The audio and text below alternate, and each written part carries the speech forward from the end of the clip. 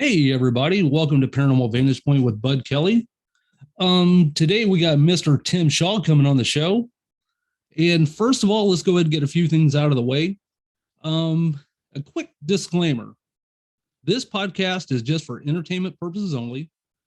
I am not a paranormal expert, and any of my guest is not either. So basically all my show is based on people's experiences, opinions, and stuff like that. And just that's about it. So, and also in the description box, I got 3 different links now. We got FNX Nutrition. Feel free to click my link. And once you do, feel free to use my promo code on the right-hand side. Then you got the second link where you can go get PvP merch, coffee mugs, mouse pads, shirts, you name it. And also, we also have a link for Lost Limbs Foundation.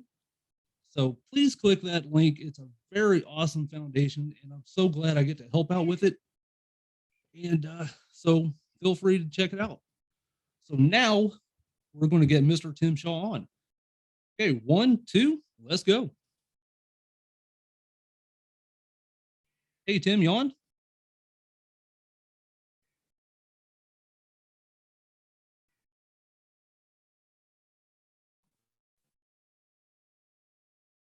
Hey, Tim, you on? Hey, brother, what's up? Not much. How you doing, man? Good. Nice to finally meet you, brother. I am so glad we finally get to talk, man. How you been? I can't complain. Busy. Yeah, you know how it is. I mean, I retired 5 years ago, and I haven't stopped.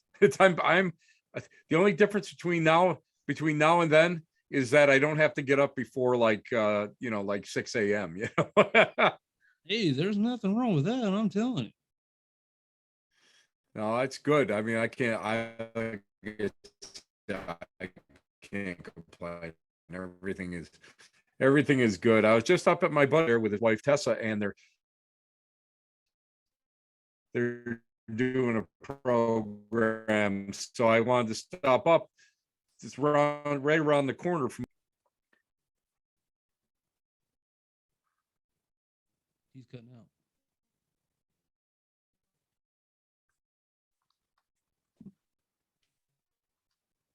Are you there, Tim? I'm here, brother. Okay, I was having a little difficulty hearing you there. He's kind of breaking up, so. How's this? A little bit better? That's a little bit better. Thank you. You got it, brother. You got it. Okay, awesome. Okay, so go ahead and tell everybody a little bit about yourself and what you do, and because we know that you're author, speaker, and stuff like that. So if you can give everybody like a little rundown on kind of what you do and all that, man, it'd be awesome. But I think you just covered it all. I mean, what can I add? All right, well, time's up for everybody. About that, brother. Okay, well, it's time to go now. So thank you for all tuning in. Thank you for tuning in. On right, there you go. Hey, I'm just a guy that it started back in like when I was about 9 or 10 years old, 1972, and we had relatives that were in the Lilydale Spiritualist Assembly, and spiritualism has been in my family since the 1880s. So I kind of started back then. Okay. And I would say probably right around between 80 and 82, I really got super serious into it, and started working with a lot of good mentors, and it just evolved into being at the right place at the right time. Met a lot of great para people over the years.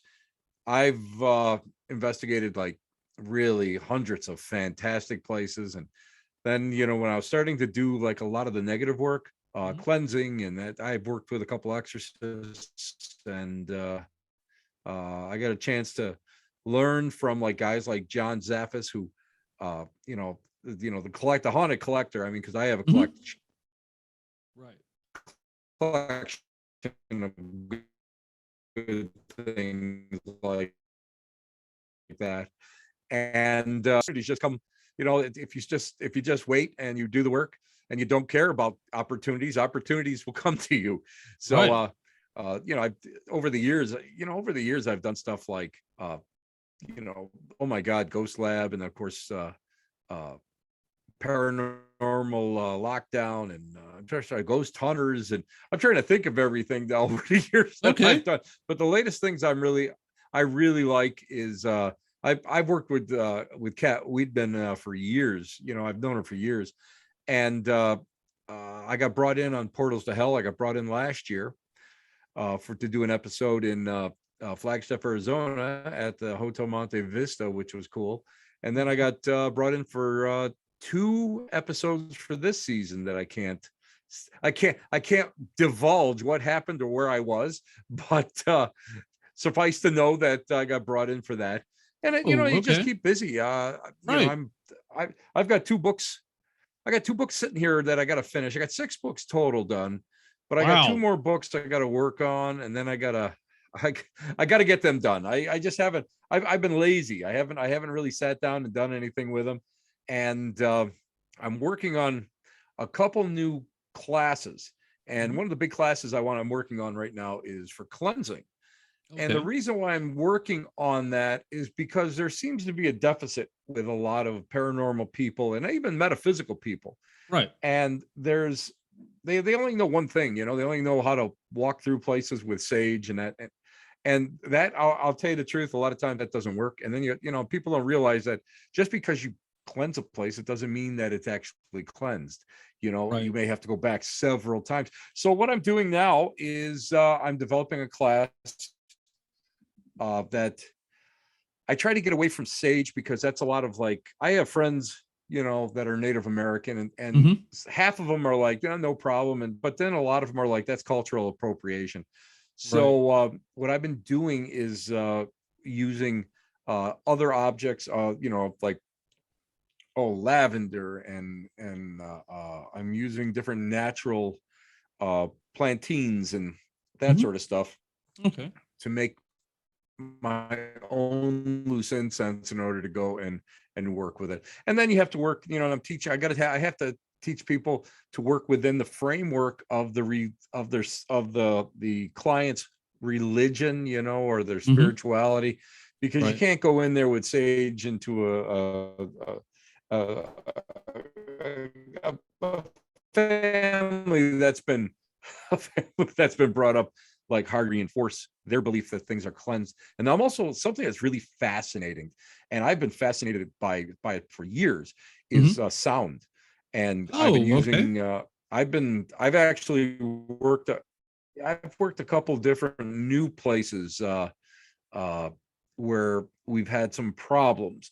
And I've been experimenting with Tibetan clearing discs, singing bowls, tuning forks, things of that nature, in order to go and drive out the negative energies that may be in these places. And I'll be honest with you, it's amazing how all of these different little modalities kind of fit together, bud. Right. It's really cool. So that's what it takes time. Anybody can go on the internet and find stuff and teach it, but you really have to go out there and you have to fine tune it. You have to Hmm. really do it yourself, man. You got, that's where Right. people kind of fall short.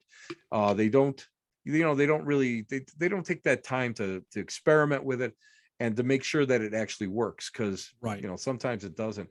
And of course, I mean, there's dangers involved in it, because you get somebody out there really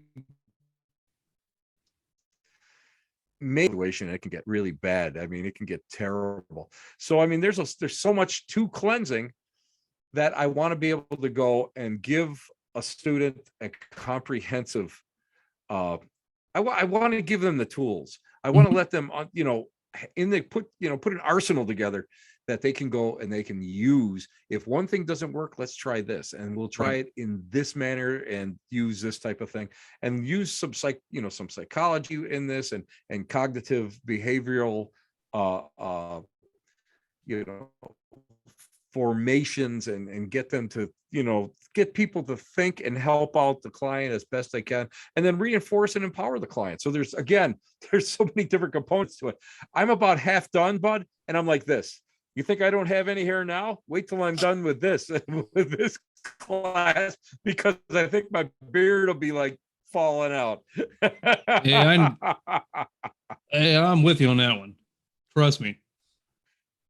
You have to. I mean, you know yourself. I mean, there's a lot of times you run into these situations where you go and I don't know how many times in this past year, bud, and I know COVID has been tough, and it's psychologically, there's so many people that are really having a lot of trouble. It's, like attracts like, and people are going through some, I won't say clinical depression, but I mean psychological, Right. spiritual depression. And you get some negative energies out there that just, you get something parasitical that goes and wants to feed on it. It's pretty much what it is. And I have gotten so many requests this year that there's no way that I can, if Bud, I mean, I tried to, I think I can't even, I don't even know how many I did this year, but I had to turn so many people away, and I feel bad about it. Right. But a lot of them are because they've had other people come into their houses, their homes, and either it's gotten worse or it hasn't gotten any better, or there's some reason for it, that Right. they're looking for somebody else to come in. And I always feel bad about that. So my whole thing was, why not form a class and start teaching it and teach other people maybe how to do it a little bit more effectively, rather than just going and buying sage and walking through the house. Right. That's what I'm, and when you start looking at the usage of sage, I mean, yeah, it goes back to the hunter-gatherer days. And that's what you would go and you would use these herbs to go and disguise your scent. If you're anybody that's out there that's a hunter understands this about going out there and using, use all different whatever to go and disguise your scent so that, the animals that you're hunting won't detect you. And that's where a lot of this started. And it's developed into almost a cult-like practice in some quarters, not the Native American quarters, because Native Americans use it in the proper way, that and sweetgrass and that sort of stuff. Right. But a lot of people are only swear by it. So you need to, people have to understand that there's so much more out there to use, and they have to be on call, because if you go out there and do it, expect to get a call, because you may be coming back 2 or 3 times. Right. And again, people don't realize once they get kind of, they get kind of like, well, I did it once and it didn't work, and that's it. Right. And sometimes it doesn't work. And another thing, but is when you start working with this stuff, you run into a problem where, and the late Raymond Buckland, I knew Ray Buckland, the guy, he kind of formulated and brought with him from England a magical tradition that turned into the Wiccan tradition. And I knew him for a number of years before he passed. And he used to always say that you've got to walk on both sides of the fence. You can't be afraid to, just because you do all this light work doesn't mean that you should not be exposed to the darkness. And you really have to have that balance, Right. You have to be able to not be afraid of it. So that's what we do. I mean, that's again, now bud, now you know why I sit in my basement here in my office, trying to figure out how I can present this in a reasonable manner for students to actually understand. For me, it's in my brain. It's like, oh, we'll just go, and then, ABC. And now it's like, well, I got to tell people how to do it, and I want to make sure that everybody will get a good experience out of it. Okay. Now, you are an author, correct? Yes. Okay. What all books have you wrote, and what were they about and stuff like that? Well, my bestseller, I can say my bestseller. I think it sold 12 books, but you know how that is. Right. Is was a local regional book, goes to Buffalo, and the same subject. And when Schiffer Publishing approached me to do the book, they wanted me to do all the big haunts, the real big haunts. Oh, okay. And here's the thing. Yeah, here's the thing. Everybody knew about it. It's like, I don't want to be that Johnny come lately guy. I Right. don't want to go and use, do somebody else's, use somebody else's stuff as, bios or bibliographies, to create my own. Right. So I would say 80% of the book actually is different than what anybody else had written about. And I had to do some negotiations, of course, in order to get what I wanted. But I didn't go for like the big places. I went for smaller places Okay. and places that a lot of people don't know about in locally. And then I co-wrote a book called Haunted Rochester. And let's see, I'm trying to think. Dr. Zombie's Book of Divination. I did a trance book called The Dogma of Me. It's all trance writing. I'm trying to think what else. Oh my God. I contributed, let's see, chapters to my little sister's book, Animal Magic and Healing. I contributed, I'm trying to think what else I did. Oh my God. You got me, bud. I have to go look at my bookcase for the names. I've done work for Dark Moon Press. I've done a lot of photography, and I've done a lot of background work for other authors that have done that. That for their books, like haunted prisons and hospitals.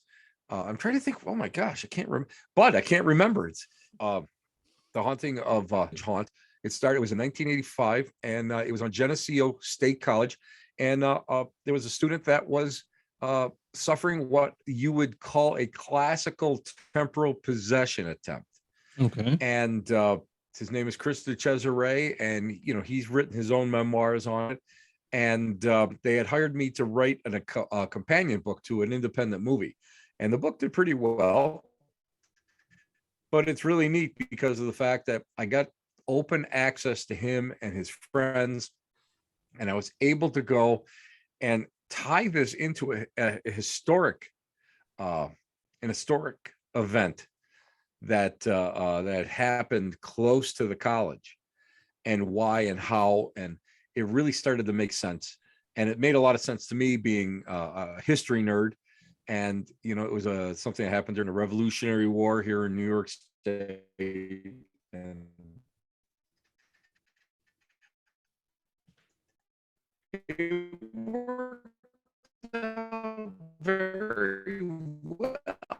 It worked out very well. That's one of my favorite. That's one of my favorite books. That's one of those things that they may come across your desk once or twice, and has gone and suffered it, gone through it, experienced it, and then get open access to it. And probably in like 6 months, something of that. I won't lie to you. I had about 25 starts that I just kept deleting. And what I did was I looked at it as a paranormal investigator would look. And I went back about 3,000 to 5,000 years into the property, into the land itself. And then I brought it up slowly and kind of brought in different aspects of the history. And then he would describe different things that he saw.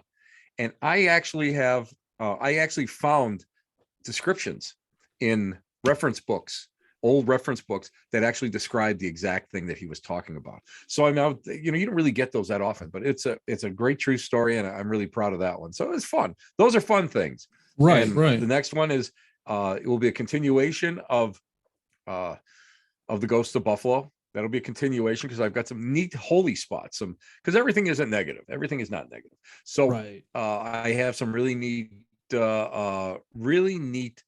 religious spots in Buffalo that people have seen visions and that sort of stuff. So that's really cool. And the other one, of course, is I'm gonna sit down, and I've got probably a couple chapters already in there, but now I got to do all my principal photography and that sort of stuff for haunted objects. So I'm gonna take photos of some of my objects, and I want to do a description of them, and I want to sort of go and kind of get into the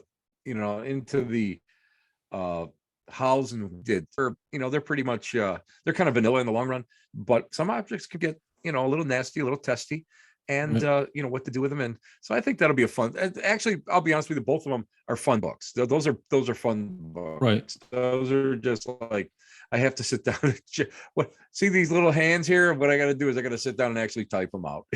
Right. So you said like you get into photography and all that, right? Yeah. So I do a lot of I haven't got a chance. Now, I'll be honest with you. I have in my in my workroom 4 DSL cameras. I also do I volunteer at a local cable studio where I do public access, and I do like not-for-profit stuff. Okay. That's what I do as my volunteer give back thing. But gotcha. I also have 1, 2, 3. I got 4. I got 4 hardcore video cameras, and I got more. I have an entire portable studio, going right from backdrops to lighting to the stools that you sit on and microphones. So I mean, and I haven't had the times in my retirement yet to actually pick my cameras up and actually get out there and do this work that I love to do. It's like with me, because I've been a photographer. That's like something that's on my bucket. Isn't it great? I mean, what I love is the fact that you're able to go and the creativity of it, because you can go and you can angles and you can look at things. You can see the same object 24/7. And then one day you look at it just in a different way, and your light is hitting it differently, or that you can go and you can goose the light up a little bit. And like when I was 7, you were still using film. So I mean, you were at that. The problem was you had a finite amount of photos you could take, because it cost you money to have everything developed. Right. You couldn't afford. You weren't like the same thing. The same amateur status. And now with your digital cameras, we're in the digital age now. You can shoot 1,000 shots, man. Right. For one, you get one photo out of 1,000 shots. It's worth it. And it's just, I love that. I love the whole idea behind it. Right. So that's what I'm doing now. Okay. And then we had, and of course I've resurrected the Black Cat Lounge. I did that for 12 years. And then we were on CBS radio with the Psychics Next Door for a few years. And I stopped doing it because I got tired and I had to take care of my mom. Oh, okay. And I brought that back because COVID hit, and there were so many people that were really getting beaten down and stuff. And that's so sad.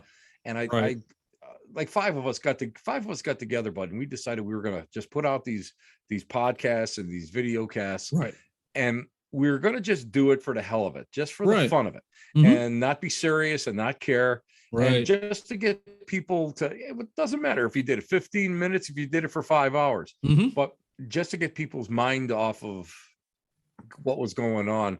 And out of the 5 of us, 2 of us are still going. Right. And I usually go every like 2 weeks now, but depending on my schedule, because I was filming not too long ago, and it's hard to do traveling and then come back and then try to arrange your, you know what it is, getting your guests all lined up and having everything ready to rock and roll.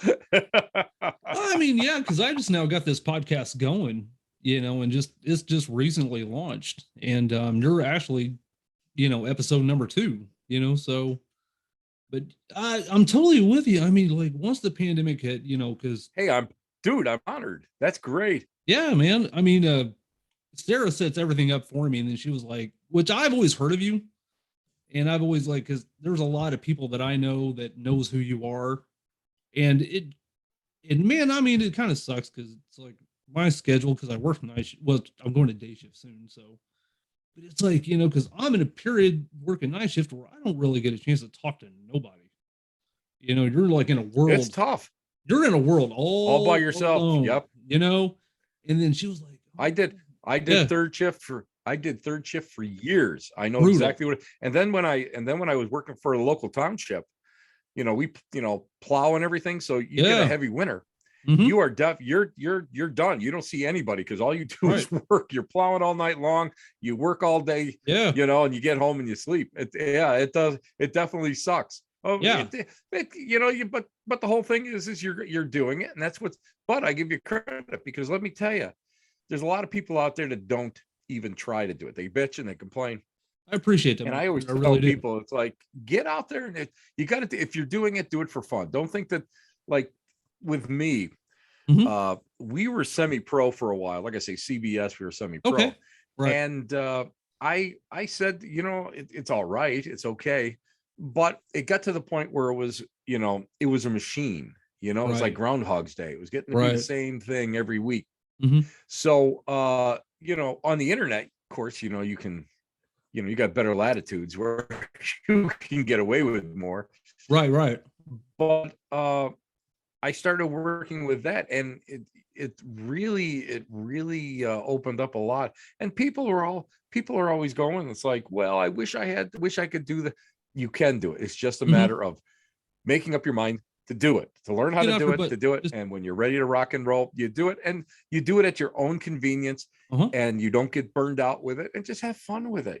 Don't do it. That's what, people, I love when people say to me, well, you must make a good living at what you do. And I look at them, I say, listen, I couldn't go on a vacation for what I make.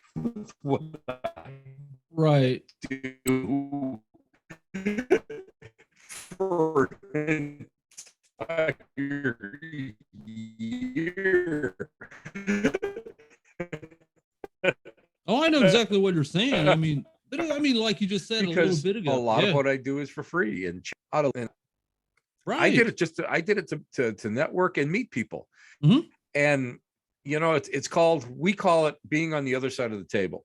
Whereas, you're at an event and people, you got presenters on one side of the table and you have everybody on the other side of the table. And you come up, and the minute I got on the other side of the table, I realized that some of these people were in for it just for the money, and that, and their heart really wasn't into it. Right. But I noticed that a few of us, we really liked what we did. Right. And it didn't matter if we were successful. It didn't matter if we got listeners. You get 3 listeners. It doesn't matter. Yeah. Because you're doing it for passion, and you're doing it for the fun of it. And that's what I love about it. And that's why when Sarah said, hey, would you come on the show? I said, yeah. Are you kidding me? Yeah, I'll jump on. I was so excited about it. I mean, it's like you said. I mean, it's like I had a paranormal team for a long time. And, the pandemic hit, and it's like, and I sort of years ago kind of wanted to back away from doing all that, and stuff like that. And, because I enjoyed it. To me, it was it was like a hobby, but it was a hobby, and it just got to the point. I think, like, I got busy with work. I got busy with a lot of different things, and I'm a photographer as well, so I was doing portraits, weddings, and I just couldn't do everything at once. So it's kind of like, like when the pandemic hit, it's almost like, okay, now we're at a standstill. Like, holy crap, what do we do? Like, what do we do? So it's like, so then it was kind of like a long time ago, I kind of had just thrown out the idea of doing the podcast. And then, all of a sudden it's like, then we moved out to the country, so it's almost like, okay, now I have all this, I got extra time now, okay, so let's just, I just want to have fun with it. I don't care about if I get 5 views or, or like exactly. if there's 5 people watching or 50, I don't care. I'm having fun with this, and that's what it's all about to me. And it's like talking and to that's different. It. And you know what? The more people that you get on, the more you'll learn. Yeah. I've got a chance. I never thought in a million years that I would get like, you know, a lot of these big names that were in the paranormal that I read about. You know, I read articles about these people. I got a chance to meet them, like Lorraine Warren. Oh my God, I got a chance to talk to her, and we had several phone conversations. And I was down in Gettysburg for an event one year, and, and she had brought part of her collection down. And you know, Annabelle is where I met Annabelle. You know, and we all know who that and is. it was so. Oh yeah, we all do. Yeah, we all know. But I mean, it was so nice to actually, you know, you get a chance to go and meet these people face to face. Right. And you learn from them.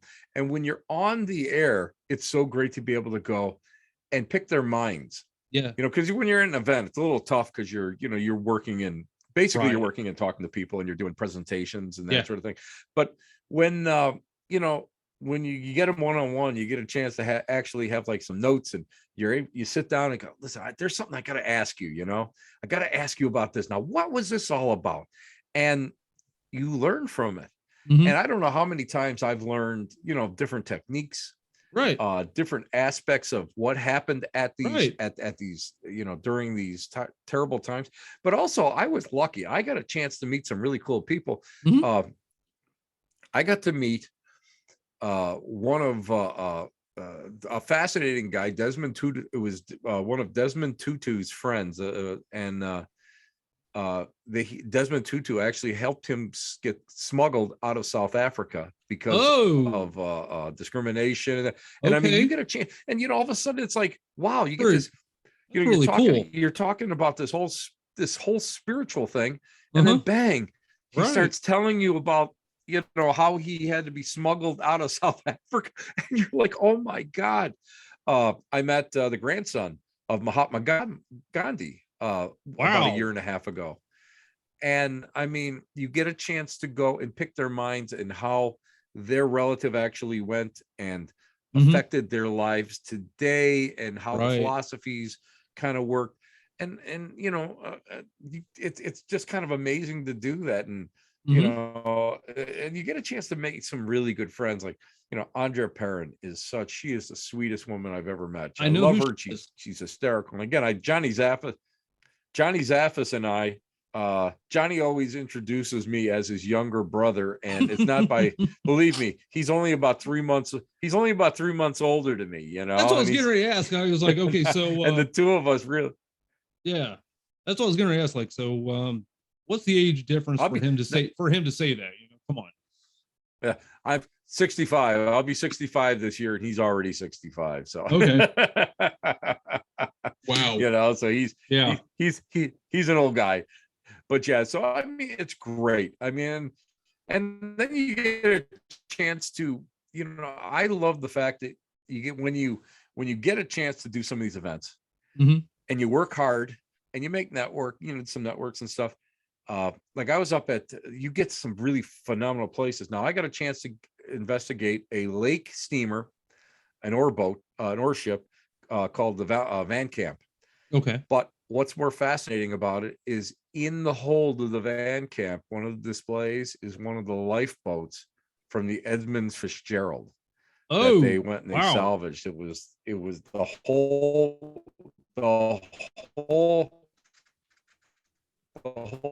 back of it is torn and twisted. I mean, it's an aluminum lifeboat. It's an amazing thing. And when you go up there, the vibe that comes off of it is amazing. So you get a chance to, you know, or Hyattsville, that's where the Fox sisters began. Hinsdale House, and my friend Dan Kless owns it. Oh, okay. I've heard of it, but I've never been there.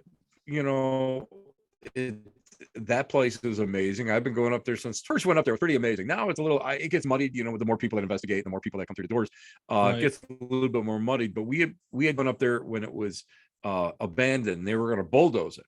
Really? So yeah, they were going to bulldoze it, and we got permission to go in there, as they had kicked in the door, and all the windows were just blown out, and they had stripped it. And so, you know, people had come in there and stripped all the copper out of it, stole the propane tanks, stole the furnace. We went up to, I had interviewed Clara Miller, who had lived there in the 70s, and she wrote a book, Echoes of a Haunting, Okay. all about the time she was there. And back in the 70s, I had actually heard about it through different, through different channels. But it made the newspapers here it made the Buffalo, New York, which I'm just outside of Buffalo, New York. Okay. Made the newspapers there. And this is in the southern tier, which is south not near the PA border. Right. And it was a big thing then. And we got in there and we were photographing it and taking our time. Mm-hmm. And I mean, we would take shots from all four corners and then video it, each room. And one of the bedrooms on the first floor, my buddy says, "Hey, take a look at this. Did you put this in there?" And there was a white silk flower in the middle of the room that wasn't there when we had initially went and photographed it. Mm-hmm. And then there was like noise, different knockings and that sort of thing. Mm-hmm. And I was on the stairs. The biggest thing that happened to me was I was on the stairs, and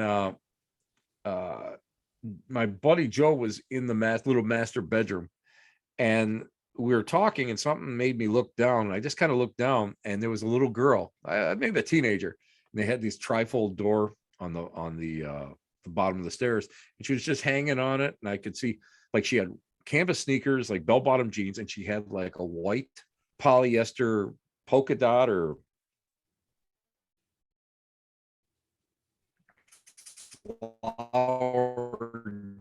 shirt on, and Kind of like back in the hippie era. Sweet smile. And I'll be honest with you, I thought, yeah, back in the 70s, and Okay. And I thought to myself, well, you know what? And I blinked my eyes, and she was still there, and she was as real as you or me. That's how real she looked. Oh, wow. And I think, I can't remember what happened. It was a noise, and I looked off, and she was gone. And I went down the stairs, and the back door was nailed shut, so she could only get through the front door. And I realized at this point that there's no heat in the place. So Joe and I are wearing we're wearing heavy winter coats. She doesn't have a coat on. So I'm thinking maybe it's like, maybe she's a local kid, saw our car at the place, and on a dare came in. Now there's a little hillock behind it, and all the leaves are down. So I knew she didn't get up that way. I knew she didn't go down. She wasn't on the road. She wasn't on the ditch. She wasn't in the farm field across the way. There's no way she could have got away from me, because I was down there. I was down those stairs pretty damn fast. Right. And nothing.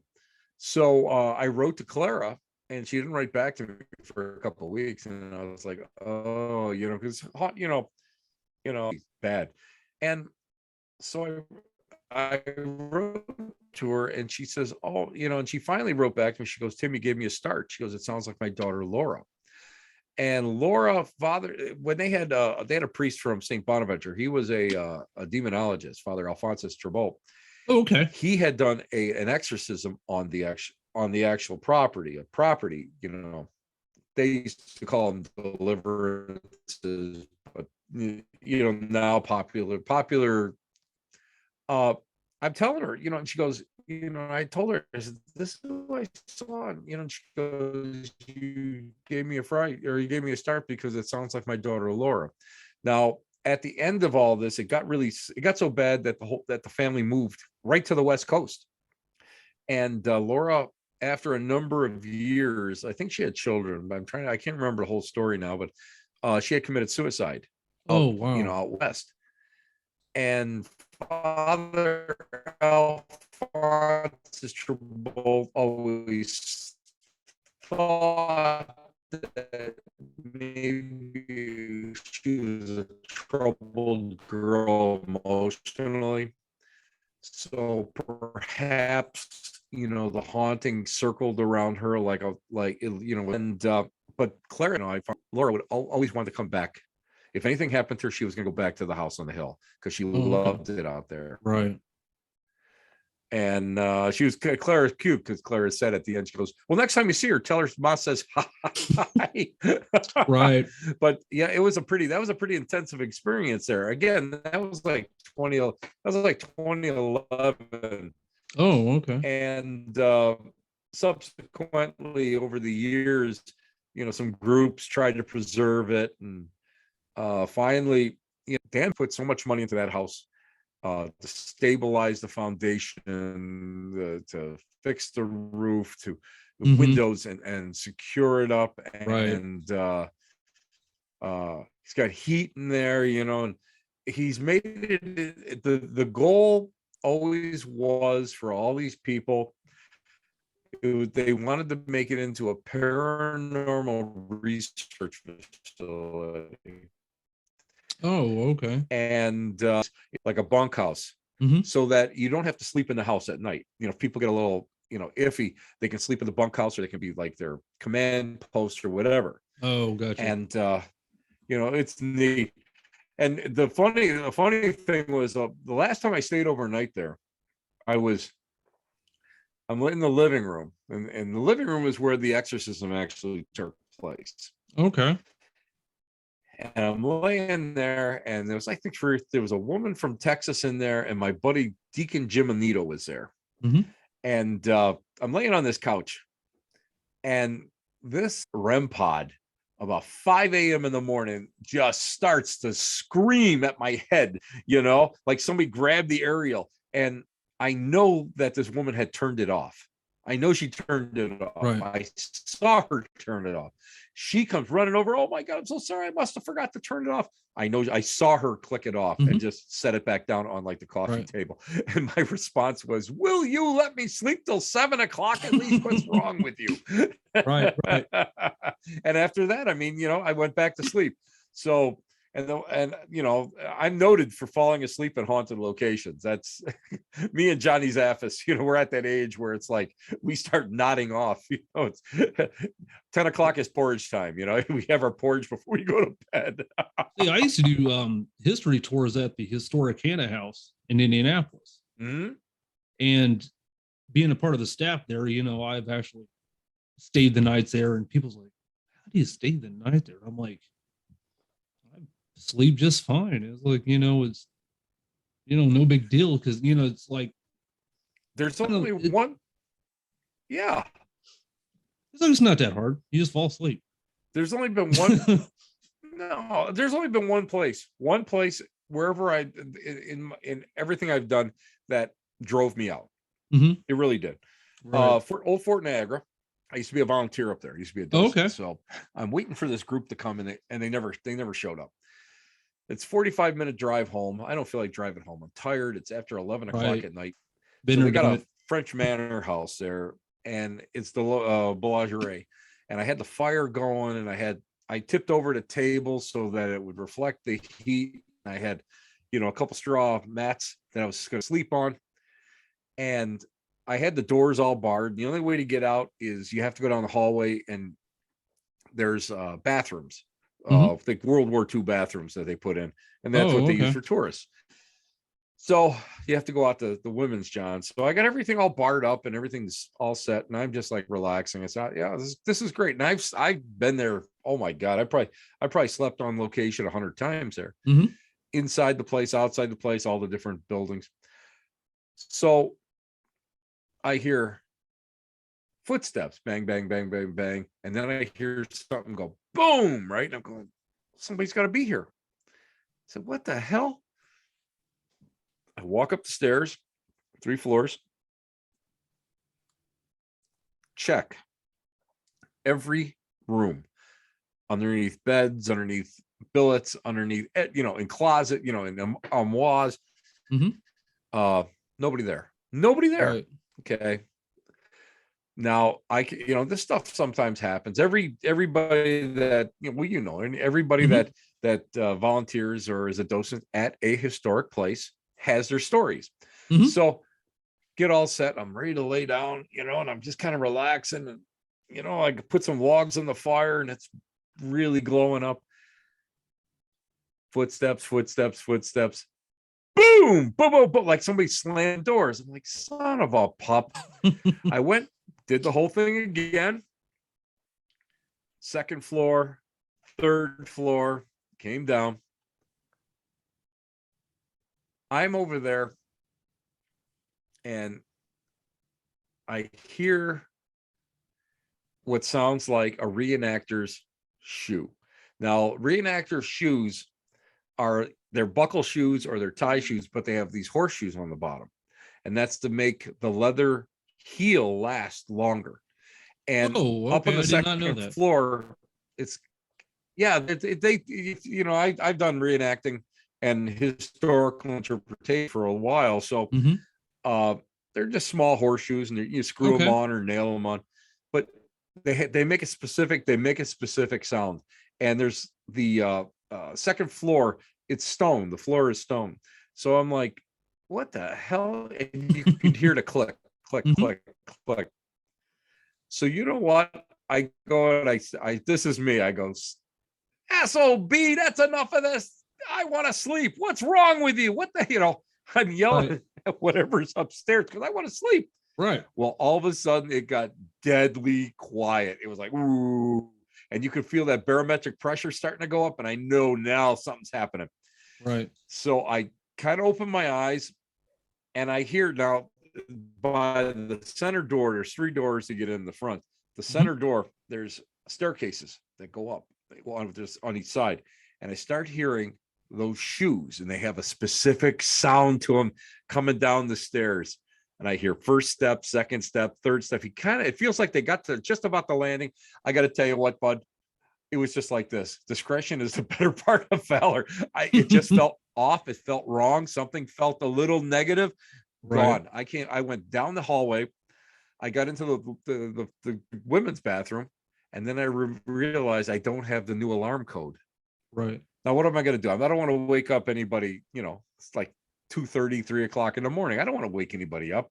Right. So I went out and I had a little Chevy S10 at the time. I got it to the Sally Port. Those were awesome trucks. I parked it right in the front. That little truck of mine, I killed it at 130, 140,000 miles. Now I'm 6'1". I go and I have a blanket. I have the blanket over my head, and I'm in a fetal position in the front seat of a Chevy S10. I mean, I am just like this. I am like totally like crunched in there.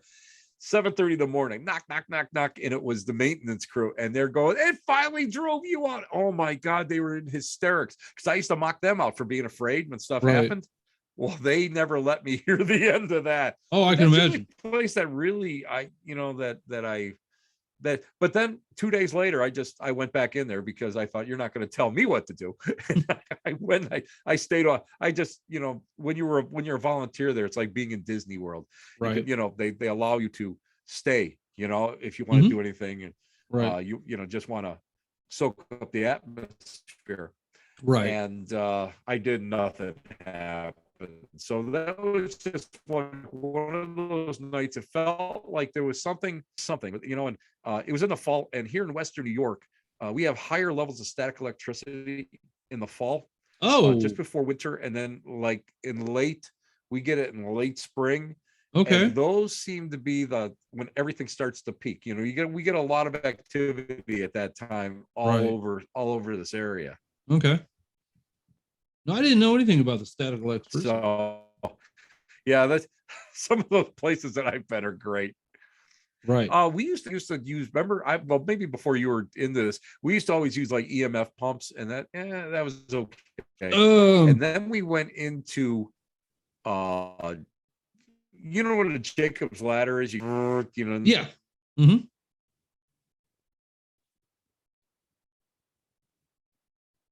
A lot of electricity in the air. Mm-hmm. And then we went and we kind of went even further, where we went to we started working with static pumps. Okay. And we started creating little pockets of static electricity in isolated rooms. Oh, okay. And it seems that when we started doing that in smaller rooms, of course, we're starting to go and we're starting to get more peaks and we're starting to get more activity. And when I filmed with Ghost Lab years ago on Discovery, Mhm. the Kling brothers, who are great guys, they're really methodical with what they do. They had data trackers and they lined up at Fort Niagara. They lined up this whole line, this whole corridor with data trackers. And what they found was that whenever there was a peak of static electricity, there was some kind of an EMF that they caught. Sometimes really, sometimes loud, sometimes very soft. Mhm. But when you looked at it and you looked at your timestamps, you could see the correlation. So that got me thinking that, yeah, there's a lot more to static electricity and hauntings than what we've given it, credence to. So Right. that's and it's funny because again, I noticed it when I was writing the Ghost of Buffalo, Mhm. because whenever when I would be researching the hauntings, most of them were at that time. You get that late fall. There's like Mhm. a 2.5 week period in the fall and in the spring that seems like everything is active. And I know even in my house here, I just moved we got into this house actually the day COVID hit, when everything shut down. Oh, So we were wow. really lucky. We were, knock on wood, we were very, very lucky. We were very, very Right. fortunate. But I can tell you right now that some of the objects that I have are they get a little more, I don't know if it's a little testy or whatever. And I've got I collect Ouija boards, and I've Mhm. got I think I got 75 or 76 Ouija boards. I got Wow. 14 classics, the old ones from the 40s back. But then, it's like I'm like somebody wants to give a Ouija board, I'll take it, or if Right. I find one in an estate sale or in a garage, or someplace and it's not, terribly expensive, I'll grab it, Right. and just to keep it. And if somebody wants it, I mean, I just cleanse it and then I'll pass it on to somebody. Right. I taught a matter of fact, I taught a class about a month and a half ago, I think just before Christmas, Okay. uh, just on Ouija boards, Mhm. how to do it safely, going out there and, opening and closing and how you have to, there's different respect levels to it. Mhm. And, it's people love that. And if somebody wanted one, just tell them to take, here, take Right. it. You can have it. And it's so funny because people send them to me, and I'm doing a ghost hunt, I think with the Gettysburg Paranormal Association, and I think that's who it was. And I was at the Tilly Pierce bed and breakfast, and Okay. that's a 1700s house, stone house on the strip, on the main drag as Okay. you're going toward between. And I was having breakfast, and the woman who runs it came out and she goes, "Oh, by the way," she goes, "somebody left this underneath the bed. You could have it." It was a glow in the dark Ouija board. I said, "I'll take that." And I said, "That's better. That's better than winning the lottery to me." Right. Yeah. So, because what happens? I don't get a lot of activity here anymore with the haunted stuff, but I mean, I'll hear knocks like coming Mhm. out of if I have them stored. Matter of fact, I ran out of room. I don't have. I collect esoteric games from the 70s, 60s, and 70s, Oh, wow. and so I got them now kind of mixed in with there. But every so often I'll get knocks and stuff on you know from the inside, so you can hear it from the inside of the foot lockers that I got Okay. down here. I have about 3 or 4 Tupperware bins that I have like haunted objects and haunted location pieces that I haven't mounted yet in shadow boxes. uh I'll get a little activity out of there, but Right. that's you know how it is, bud. Yeah. Oh, yeah. But I mean, I it collect certain seems things at that time different. like You just try. for like one of Do my you best, really? yeah, one of my best collections is like reptiles. And we Uh-huh. actually when we moved to the country, we actually downsized to a smaller place. So it's kind of like when I go to a reptile show now, it's kind of like Sarah will give me like the evil, like, no, you are not allowed. You cannot bring nothing else home. We're full. But We're I just okay. We're fine. You know. I was up at the former building manager of the Statler Towers, which was the old Statler Hilton here in Buffalo. Oh, okay. They're revamping it. Oh, and I've been in there quite a few times. I loved investigating that place. Well, they're revamping it, and he's so giving. Connor Hawkins, and if anybody's in Buffalo, go to he runs pretty much runs the Curtis Hotel, and which is a big place in Buffalo, but he's got his own little bar. He's right from Ireland, and he's got a bar called Banshee. So go and say hi to him. But his name's Connor. It was Hawkins? A riot because there was a room in there. Yep, Connor Hawkins. Okay, because what I'll probably do when I do the video, I'll probably go ahead and put the links in the description box so everybody can go check it out. He's a great guy, just a great guy. Okay. Well, the last time he asked us, a bunch of us to come in for the very last time we can walk through, the Statler. Oh, and okay. Until it's going to be about 2 years before they revamp it. They're going to make apartments and hotel, and there's going to they may get a casino in there. Wow. But there used to be a room there called the Rendezvous Room. Okay. And it was a big hall, but I mean, it was during disco. It was really the place to be in Buffalo. And play people like Elvis actually sang a song down there with the band. So thinking of Elvis, do you know where his last concert was? Where? Here in Indianapolis. Really? Yes, Elvis's last. I'm an Elvis fan, so. Elvis's last concert was at Market Square Arena, which is tore down now, and that was his last concert before he passed away. And they did like some sort of, if my memory serves me correct, my great aunt Bobby Jean and my great grandmother actually saw the concert, and they had like a kind of like a breakfast thing with Elvis. Whereas like a bunch of people got to like do this breakfast thing with Elvis, and then saw the concert. Then after the concert is when he passed away. So yeah, his last concert was here. Oh, the VIP stuff, yeah. So his last concert was in Indianapolis. But he Connor gave me this 3x3 print that is in this beautiful frame for my collection. Okay. That he had in there. And I collect a lot of stuff from haunted locations. I love that. And speaking of Elvis, you'll love this. In Gettysburg, Pennsylvania, there's a place called American History Museum, a small place. It is jam-packed with stuff. And in that place, I actually saw Elvis's Diddy container where he kept all his shaving cream, and he had all his aftershave high karate in there. Oh my God. Really? It was unbelievable. It was down there.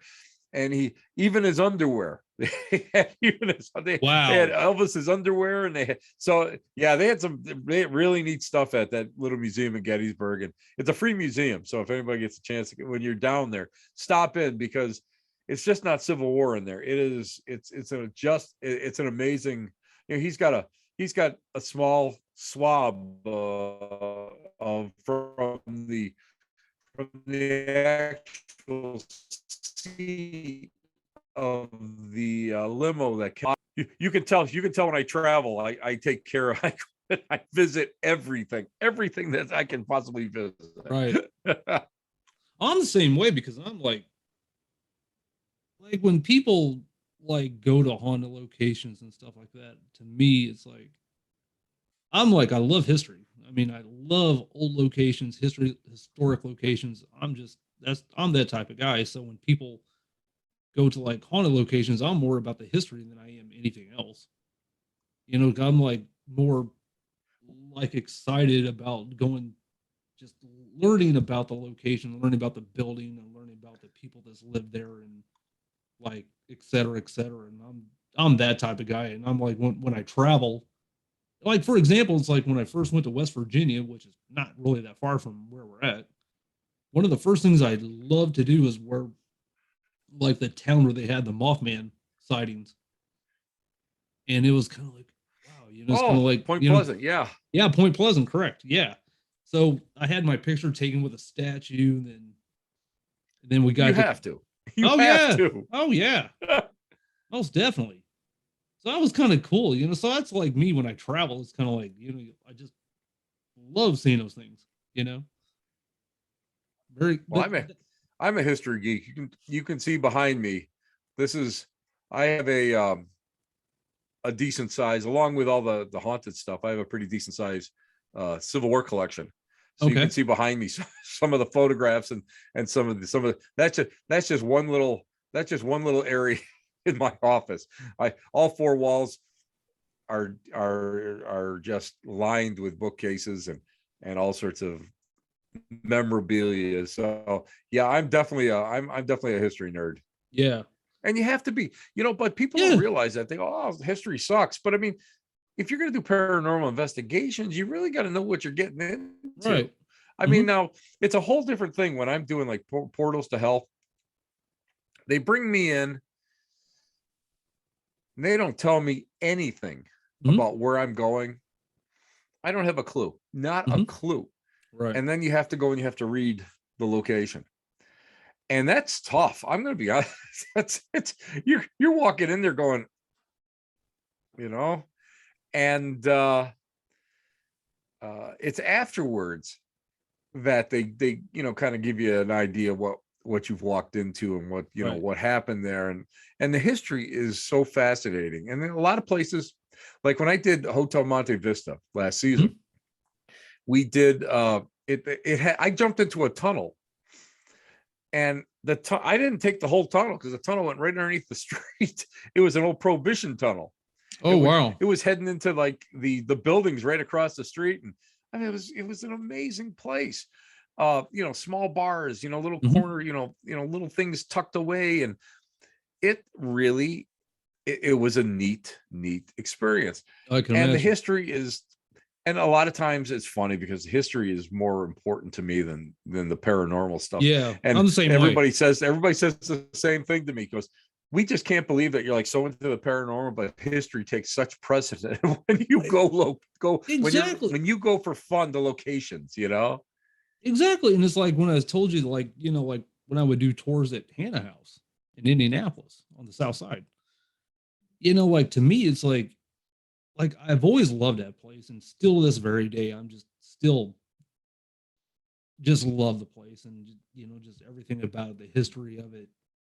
And then it's like when I would do the history tours, and it's like, I go through everything, walk people through the house and tell them stories, and then all of a sudden they just click. Hey man, Yep. What do you see here? What have you witnessed? And I'm going, I don't know. It's like, it's like I've always been more into the house and the history of it, and stuff like that. Yeah. And to me, the paranormal part of it, it's cool and all, but it's like, like I've never really dived into that part of it. I'll be honest I've about gone it, and I'm like an experiencer with history. I walked the 18 miles from Harpers Ferry, West Virginia to Sharpsburg, Maryland for the battle of to recreate AP Hill's Confederate General AP Hill's march to rescue the Confederate flanks. I did that. I walked 20, I think it was 25 miles from Frederick, just outside of Frederick, Maryland, to Gettysburg. Wow.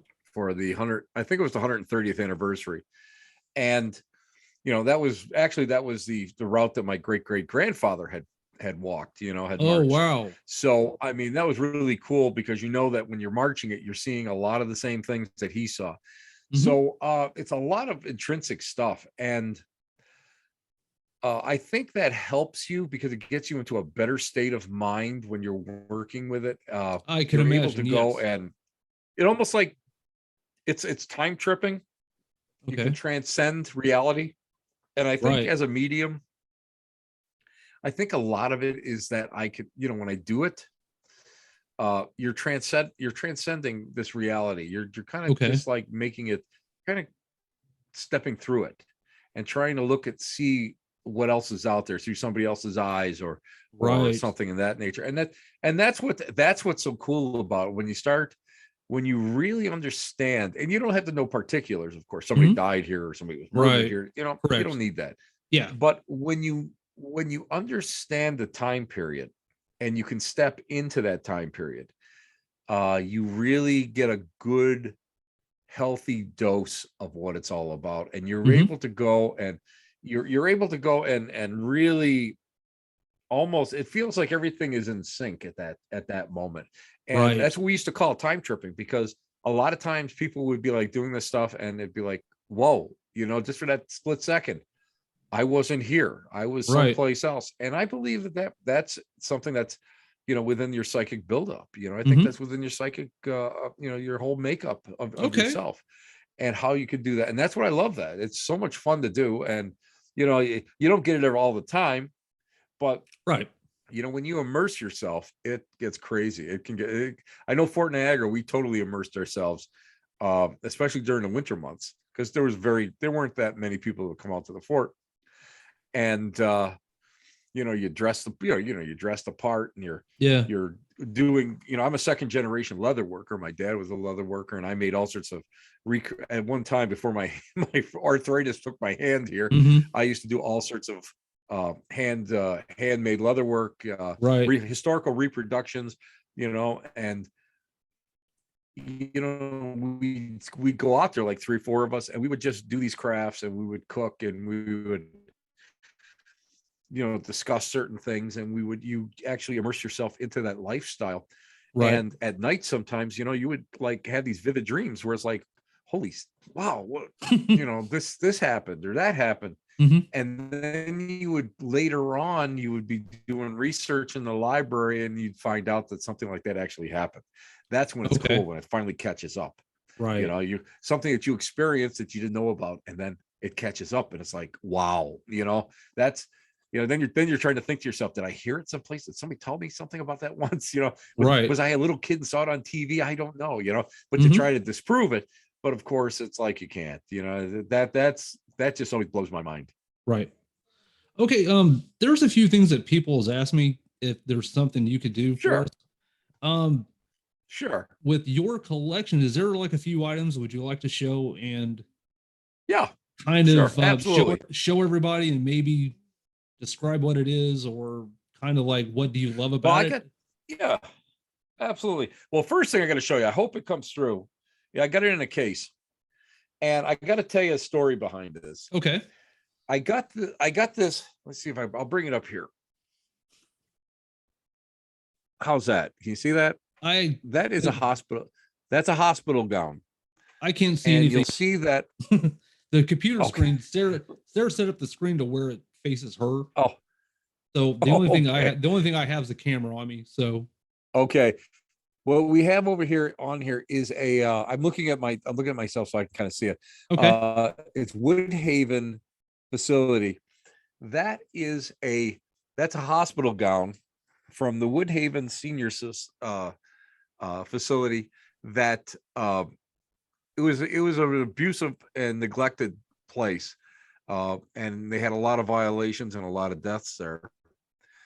But previous to that, it was Waverly Tuberculosis Hospital. So I'm this only like gown an hour is and a half actually from for the here. facility that came after Waverly. Yeah, I'm about an hour and a And half then from up here. here, I don't think oh, that's awesome. I've been there 4 times. Oh wow, Over I've here, never been this there is yet. actually that's a patient's card from Waverly to get medical treatment Okay. that I got one time. And that's I love that. But this is a recent acquisition. And it's funny because people send me stuff all the time. Mhm. And this came in an envelope, and the return address said not haunted. and they, it was all handwritten, and it said, what it was. but I couldn't read the signature. So finally, about 3 weeks later, my buddy Lee calls me or emails me and goes, "Hey, did you get that hospital gown I sent you?" So he drove me up the wall. I could not figure out who sent me this, but every so often I get jewelry and stuff like that in the mail where people are like, "I don't know what to do with it. We think it's haunted. We think there's something to it." Now, I want to show you two pieces here that are pretty neat. Well, the first one, with COVID, I collect everything. I collect haunted pieces. I collect objects from haunted locations. I also collect historically things that are really poignant to what goes on and with what we've been going through with COVID. I got this. I'm going to just show, see if everybody can see this one. I have this postcard from Buffalo, my hometown. But what is unique about it, and you're not going to be able to read it, but it's postmarked, I believe, 1918. And the woman is talking about how many people died in Buffalo that night, the night before, of the Spanish flu. Oh, okay. And that to me shows me that, as a community, we can weather anything. We can weather any storm, and it just takes time, and we have to persevere. But these are historic pieces that really say something to people that are collectors, but also people. Now, I have a small asylum sanitarium collection, and that's where these go in. Now, a lot of these little sanitariums were nothing more than my earbuds are falling out here. Are nothing more than they were Victorian houses. Now, this is Wildwood. There we go. This is Wildwood Sanitarium, and this is located in Salamanca, New York, and it's a pretty well-known haunted location. Okay. And Sarah's taking pictures for me, what so I can I see thought it. was great is I put my finger. Okay, now right here where my finger is, you'll see X's, and that's where this woman actually stayed, in those rooms where these X's are. So next time I go there, I'm going to take this piece as a trigger object, and I'm going to see if I can contact this woman. She may have died there. We don't know. So I'm going to be able to go and use it as a trigger object. So it's neat to do. I got to tell you, COVID. I'll give you a quick COVID story and about the sanitarium. Okay. COVID hits, right? We're all like, what are we going to do? This is ridiculous. We're all like jonesing to get out. But we all have to go, and we're all going to follow the protocol, masks 6 feet apart, this whole thing. So 5 of us drive to Salamanca, which is about 2.5 hours away. Okay. We all drive separately. We all get there.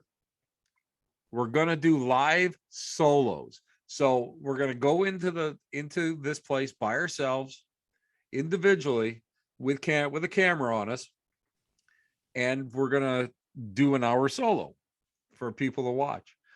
So, people are going, draw straws. Guess who's the last one? Everything's amped up by the time I'm going to walk in, So it's like, I don't know, about 12 o'clock at night. I walk in by myself. I'm going to go up on the second floor to the doll room up there and everything. As a psychic, I am getting nothing. I'm getting no vibe or nothing. So I'm thinking to myself, but I'm going like this. Thank God. I want it to be quiet. Right. So I'm setting up. I have a music box, one of those motion detectors music boxes. I'm setting that up. I turn around, swear to God, right here was a guy that stood about this tall. He had a hat. This shadow person had a hat on. You could see the rim of the hat. It was like right here. I jumped back. And the last thing that people told me before I went up there was, well, I worked in construction, so F-bombs are like nothing new to me. I jumped back. I work in a machine shop, series so of F-bombs. I'm with you. You know what it's like. Yeah. I couldn't believe it. And I didn't feel it. And I saw it like 3 times. And the music box that I had set up, I was asking questions, and the music box was almost going off in real time. Almost every time I would answer a certain question, you say yes or no, and it would go off. And so that was the best. That was a great part. But the best part is there's four of us. There's four of us left. And we're all kind of sitting in this ante room. It's like it's this little room between the kitchen and like where the living room is. And we're all separated apart. And, you know, but I'm 6'1". I roll in at 258 and I'm the littlest guy there. I'm the little guy. I am short. I'm the thinnest guy. All of a sudden, this bat comes flying out of the basement and up at us. You've never seen four guys hit the floor going, ah, in your entire life. It was hysterical. And that's one of the things that I love about paranormal investigations. When something like that happens, you can laugh so hard. Yeah. And it was like, and one of the guys, he was a larger guy. We're talking, you know, a tall guy, you know, tipping the scales over 300 pounds. He says to us, he goes, if that had been me in the basement, because he had gone in the basement, if that had been me in the basement, I would have just died. He says, I would have just died. You guys would have had to drag me and my body out. I looked at him, I said, no, we would have left you in the basement. We would have called somebody. Yeah. But it was great. And if anybody ever gets a chance to, you're in Salamanca, or if you go up to the Hinsdale house, okay, it's not that far away from each other. You know, it's so, I mean, you can do a twofer on a weekend, which is fantastic. And I love the house. I mean, the sanitarium is neat. It's got a super cool, super cool story to it. And back then they used to have a lot, they call it quack medicine, medical devices now. Yeah. But they had back then it was cutting edge. You know, it's like at Waverly, they used to go and they would go in and they would deflate a person's lung that had tuberculosis, trying to allow the lung to heal, or they would leave them out in the open air, and even in the cold weather, and in order to this was all cutting edge medicine at the time. Right. So they would have a battery, and they would put a patient in a tub in the basement, and they would run a wire to the battery into a ground, and they would do a mild DC electrical current to electrify the water. Wow. To go and as a healing technique. Now I've got some pieces here. I've got several quack pieces that are based on that, on that principle. And then I also have something that's called a Boyd's pendant, which is a small pendant, and looks like little watch batteries. And people would wear that, and it would be, they would say that the DC cells would actually go and cure you of everything from a cold to cancer. But that's all cool stuff. I love that. Yeah. I got to show you this little guy. Yeah, I got two pieces left here by the desk. I got this little guy here was sent to me. Yeah, and he was from a doll collector. And this doll, what happened was, this little guy likes to move from shelf to shelf. Okay. And she said she would set it on one shelf, and the next day she'd come down to be in another shelf, and then it'd be in a different location, a different position. And she goes, I can't handle it. I don't know what to do with it. And I said, well, I'll take him. And when I first got him, he was you could feel a little something about him. You don't know. You can feel a little something about him. Right. But I cleanse them, and the easiest, if you have an object that like you really question, there's several ways of doing it, but the best way to do it, Zaphis is the guy that told me, take it and put it outside in the bright sun for about 3-4 hours, especially during the summer, the brightest sun, and it lessens it right out. And what I do though, I do that, plus I put a little, we have here a basilica where there's a gentleman that's on the fast track of becoming a Roman Catholic saint, Father Nelson Baker. His grave is there, and it's pretty. He's got a pretty neat story. So I go there, and I go and I fill up all my jugs with holy water from the sisterins there, and then I'll go and I have blessed Our Lady of Victory, which is the church. Okay. metals, and then I dip them in holy water, and then I put them on these pieces that are a little, little more active, let's say. Right. But now, since I've gone and I've put him outside, and it kind of calmed down. I haven't had any problems with him. Right. He hasn't moved since he's come to the collection. But another thing is that I was on a panel with Johnny Zaffis and Calvin Von Crush, and Cal is a big collector. Oh my God, he's huge. He's got a huge collection. Right. Good guy, tattoo guy, and he's got a lot of oddities, cool oddities. Two-headed calves, and right. He's got the skeleton of a Victorian prostitute in his basement. Things like that. But people were asking us, one of the questions, Bud, that came and they asked us was, do you have problems? And and Johnny, Johnny's a huge collector. I mean, he's got stuff like, unbelievable stuff he's got. Right. And he said no, Cal said no, and I don't have a problem. And I looked at each one of them and I said, I think what it is we not only do we respect this stuff, we have a healthy respect for it. Yeah. But like with me, I have this whole thing where I believe everything is alive, everything has some kind of a soul to it, it's vibratory. Everything, has something to it, has this energy to it. And I genuinely love and respect every piece that I have in my collection, every single piece. I love. There's only been one piece that I couldn't keep, and I was down in New Orleans, and I had a little piece of mortar that I found in a debris pile that I shouldn't have taken in the first place, but it was a bad luck piece. And I ended up just one thing after another, and that was the only piece that I don't have in my collection, because it felt to me that it was very feminine and it didn't want to be with me. And a friend of mine, Onyx, she is a Strega. She's a Strega traditional witch. Okay. And she's got a shop. And she wanted it. And I said, it probably will be good with you, because you can put it in the sun in front of your, the sun comes into her, into the shop through the big windows. And she's very, very forceful. And, she's never had a problem with it since. I put it in my buddy's Joe's shop. And about 4 days later, he texted me and he said, would you please take it back?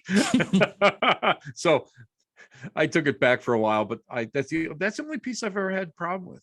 Okay. But it's because I think that we have such love for it. I mean, right. Collectors are a different breed. We don't, it's like with reptiles. I mean, you don't have that. I'm just having them because they're cool. I'm having them because I have an interest in them and I have a respect for them. And that respect always goes into the love of what you're collecting. And, I don't care if you're collecting stamps or if you're collecting haunted objects. The idea is that it has to be a passion. Yes, and you correct. have to love it. But I got one. Here's my favorite one. This is one of my favorite ones. When Sarah asked me to bring out a couple pieces, I had to bring out my buddy Sadie here. Now I have her in when this was given to me. She came out of the Virgin house, this little Harlequin. This is the chair that came with her. The Virgin house in Virgin, New York is a pretty haunted location. And the owner said, would you please take her? Because, my granddaughter really doesn't like it. And she gives her the creeps. And paranormal people have actually said that the arm, they have video. I'm still tracking it down, but they have a video that the arm moved. But it's unique because when they have EVP sessions and they put it next to her, the EVPs are very clear. And it says they asked what she wanted to be called. And it was like that sort of stuff. But I always remember when she gave her to me, we were filming. I was doing camera work for a show called Within These Walls for the old Vidi Space Network. I heard of it, yes. She gave her to me. And we I had her seat belted in next to me. So now this is out in the country. So I'm going down at, I don't know, about 3, 4 o'clock in the morning. I'm going down all these country roads, pitch black, swamps. There's a primordial swamp that just surrounds this place. They excavated a mastodon skeleton out of this thing back in the 80s. Oh, wow. And I looked down at it, and it looked like, I must have put it in sideways. So it looked like the head was looking at me. And I looked at it. I said, listen, I'm just going to warn you, Sadie. You cause any problems, make a noise, I'm going to open this window and I'm throwing you out. I'm going to throw you right out. And I never had a problem with her. But what's neat about her is I take her whenever I go and I speak about haunted objects, she comes with me. And I was traveling. I had to go, where was I going? Oh, I was going to Flint, Michigan for a Paracon. Okay. And I had a big foot locker full of stuff. And I had her in my backpack. And it's so funny because it's like a little kid. I got her sitting, I got the backpack up, and this part of her is sitting outside of the backpack. Like she's my travel companion. She's my navigator, I kept saying. So I go to the Peace Bridge and I'm crossing over into Canada. And a younger guy, asked me why I'm coming into Canada. I said, I'm going to Flint, Michigan. Oh, what are you doing there? I said, I'm speaking at a paranormal conference. And the one thing I've learned over the years is never lie about what you're doing, because lying, they'll always catch you. But if you go and say you're going to a paranormal conference, they're going to look at you like, say what? And he looked at me and goes, hey, can I ask you what you're going to talk about? I said, sure. I said, I'm talking about haunted objects. And he goes, you got any in this car? I said, that whole foot locker in the back. I said, and this little doll right here. He goes, really? I said, yeah, I'm not kidding you. This is, and he goes, have a nice day. Right. So she goes all over the place with me. I mean, I really do. It's funny because I really think that it's, since I feel that everything has some kind of consciousness, every inanimate objects have consciousness, and you have to have that respect for. I really feel that she's happy being with me because she knows if I'm going to travel, she's the first object I'm going to take, because it's just, I have that interest with her. Right. And she's such a riot, and people just like say, what are you doing? Where, what, who? Right here. And the funniest, one of the funniest, let me put her down here. One of the funniest stories that I've crossing the border. I was speaking at the Witchcraft and Voodoo Festival up in St. Catharines, Ontario. Okay. And they made me this huge effigy, which is Santa Muerte, which is the bone goddess. And Santa Muerte in Central America is like, it's sort of like a voodoo cult type deal. It's like, she's like a saint. She's a folk saint. She represents the downtrodden. Oh, she's actually the patron saint of cartels and drug runners and that sort of thing. And whenever they find like like little shrines to her,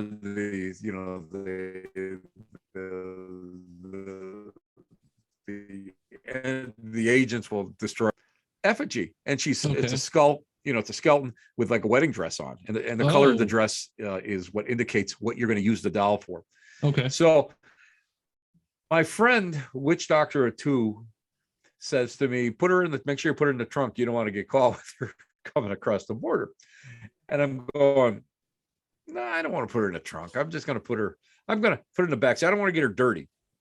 Right. So stupid me, I forget I'm in Canada because I live so close to the border here back. Right. Without COVID, I mean, I'm back and forth, So I'm driving and I got her seat belted in the back seat.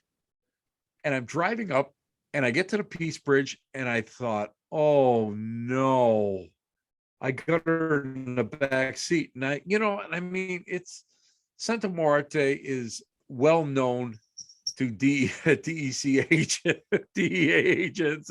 You know what I mean? Oh, I can only and I'm thinking, imagine. at the border, they're going to rip me apart. I said, okay, Right. what am I going to do? If I go and I get out of my car here and put it in there, they're going to catch me on camera, and I know I'm going to get pulled over. I know they're going to strip my car.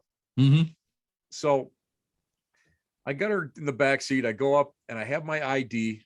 I'm all set. Guy asked me what I did in Canada. I'm not going to lie, Right. Craft festival. I talk, and I see his eyes go to the back seat. And he goes, "Do you have anything to declare, or anything that you brought home with you?" I go like this, "Just the door prize." He looks at me. He doesn't know whether to laugh or be serious. I still have even check my ID, didn't look at it, nothing. He's just like, "Go." Right. And when a story, he goes, "Would not get detained bringing something like that back across the border." He goes, "I can't believe it." He goes, "All the rest of us, we bring anything like that across the border." He goes, "We're always detained. We're always questioned." He goes, I just don't understand it. So, Right. I love my objects because of the fact stories with them. Right. Exactly. Okay, man. I hate to wrap this up, man. I am running out of time. So, are you going to be at the Michigan Paracon this year?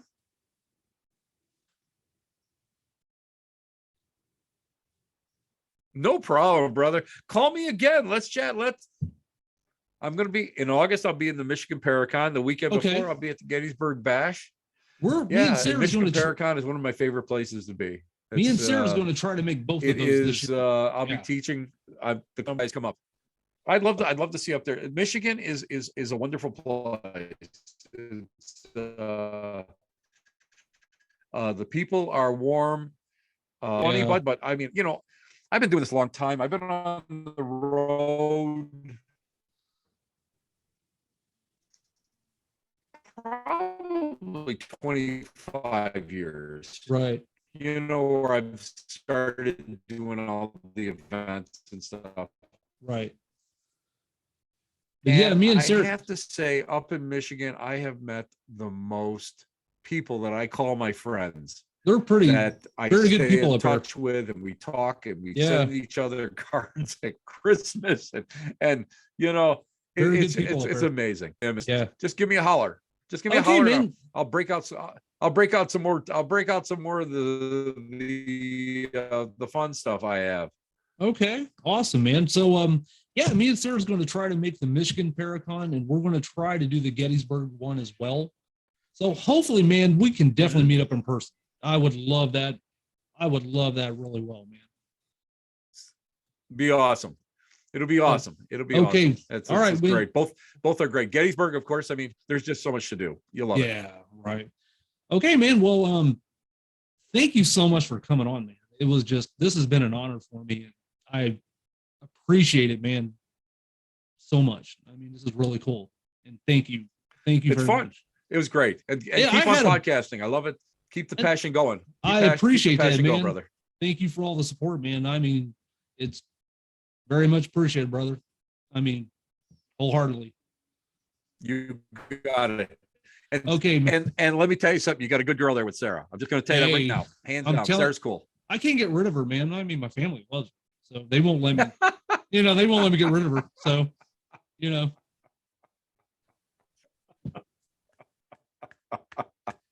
how it is. Awesome, brother. Awesome. Okay, man. Well, I'll talk with you. I'll talk with you later, man. Super. Have a good one, brother. All right. Take care, buddy. Ciao, baby. See you later. All right, man.